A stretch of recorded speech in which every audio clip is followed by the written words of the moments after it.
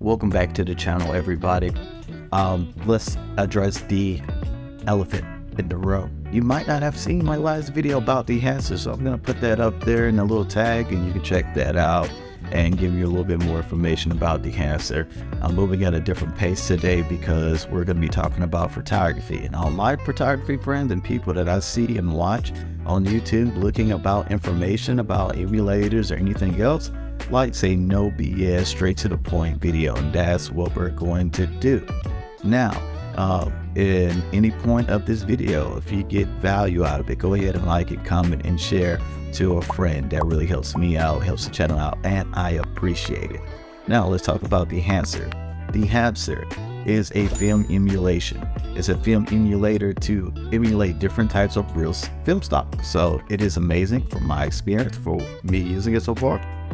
It's the best thing out of everything that I've used, either created by myself, LUTs, or presets. So once you're in Lightroom, it's fairly easy to kind of come in. I have my selection of photos that we're going to go over. And once you're in it, all you really have to do is go to select your photo. You're gonna right click, you're gonna go to edit in, and then we're just gonna open up Dehancer. We're gonna bring over our adjustments already that we've kind of pre-made for this. It works very well whether you are using a complete raw photo with no adjustments, or if you've made some slight adjustments for yourself. It's gonna open up, you're gonna see your window here, and we'll just expand that, and you're going to see already with my last edit what you want. I'm gonna zoom this out a little bit. On your left hand side, you have all your presets and previews. Naturally, it's going to say your different presets that you have ready for your Dehancer team. You can have all presets, stuff that you've pulled in or out, and so forth. And over here on the right hand side, we have all our different settings for our film stock. So let's, kind of just flow through something. Let's see what we can find here that we like. First, what we're going to do, we're just going to pull up this exposure. This will give us a better look at what we're looking at. Tungsten stocks. We might go for a good tungsten stock. I'm kind of digging the Cinestill 800T. Let's keep going. I do like a bit Fuji. Let's see here. And when I do these types of reviews and stuff, I kind of like to test the limits of what we're looking at, what we see, what we can bring back, what we can do. I definitely, I'm digging the Fuji Chrome. Yeah, go ahead and if you see something specific that you like, we're gonna come back to that Fuji Chrome. Let's look at Kodak. Let's do stuff, and I like using even something I've used before, Kodak Color Plus that I've used. I've not used the Edgar 25. I've used the Kodak Portrait 400. Let's see here. And so you can just kind of go through that. Let's go back up and just use let's use this. Let's use the Color Plus 200 Golden Hour Tweak. All right, so you naturally have your exposure, that what you want to adjust for here, your color temperature, almost everything that you normally do here. You really kind of get into it once you get into your film developer, your contrast boost, your gamma correction, if any film for compression that you want for it, your black point, your white point, your color mode, which is also good with your different glossy paper profiles, your print profiles. So if you were asked to print on different types of film or type of paper, it's going to give you all that. What I liked about it, at first it seemed a little intimidating, because I'm like, I don't know that much about film and all this stuff, but as I got into it, adjusting the film grain, if I don't want any film grain on it, you can do a lot. You can pull it down some. One of my favorites is your halations and your bloom. So, really giving that different, to it, that really helps me feel like film, like your diffusions for your halations, bringing that down. Your bloom is probably my favorite of like film, when dealing with film and film stock. But yeah, as simple as that. Then you click OK.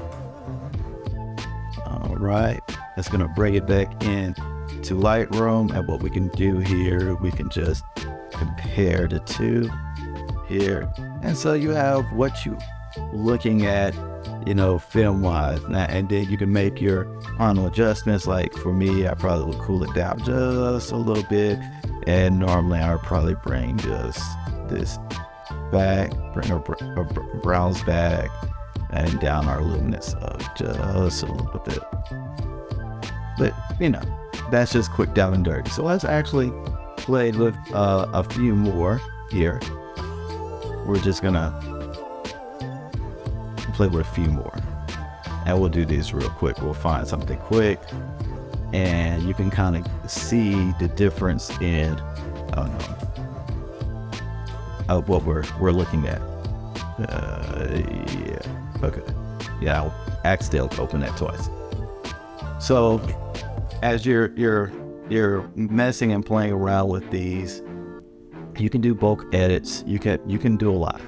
You can really do a lot in here. Let's play with this. Let's a little bit here. Better yet,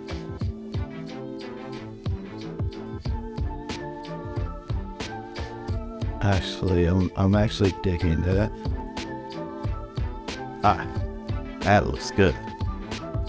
That looks good right there. And sometimes Lightroom it's just a one-click thing. You can get in there, find you something, and then boom, we'll do our little comparison again. And now you have a good tiny look here. Let's go over here. Let's do something a little bit different this time.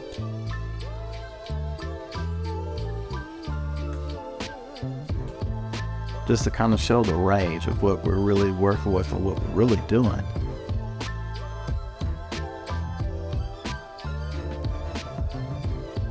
And so there's just so much.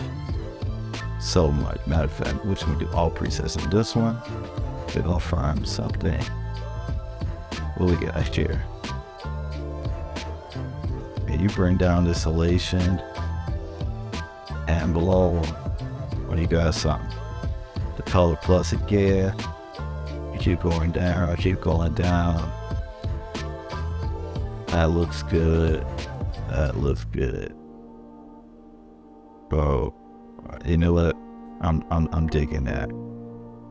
I am definitely digging that. Yeah.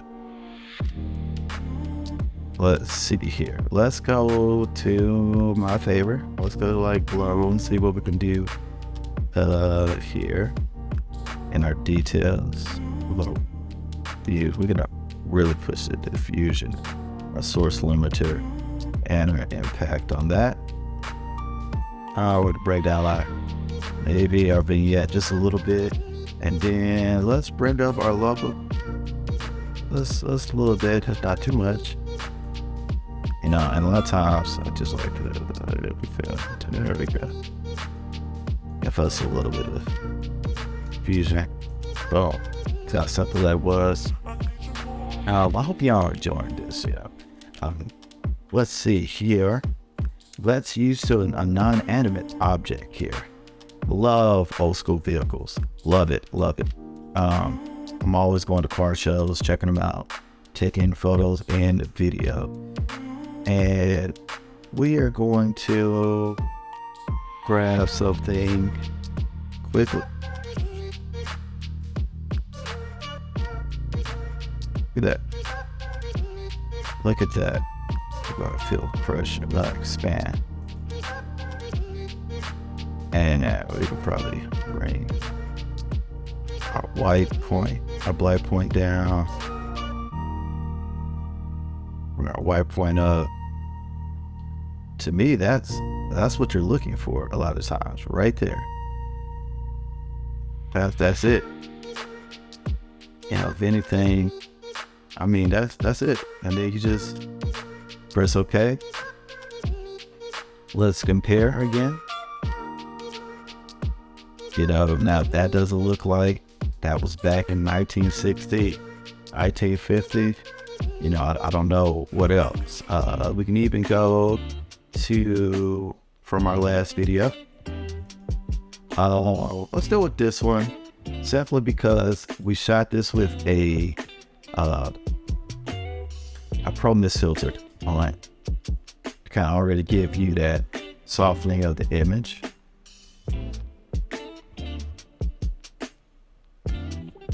Span this out. Look, we're already looking great here. Yeah,